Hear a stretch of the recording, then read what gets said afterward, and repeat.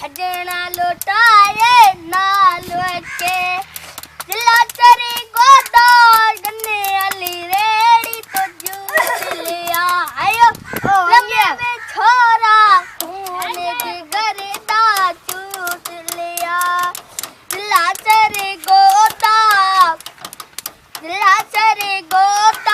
juice लिया मैं रेड़ी तो उनकी रुसिया ढोला गलती पतली केड़ी तो लचरे गोदा खाने दुकान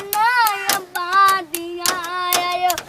उन पी छड़े आई हड्डियां केड़े कमान आयो कोई गड़ गड़ वनिया ते टूर गया ढोलोए हथ बदी मारा मनिया ते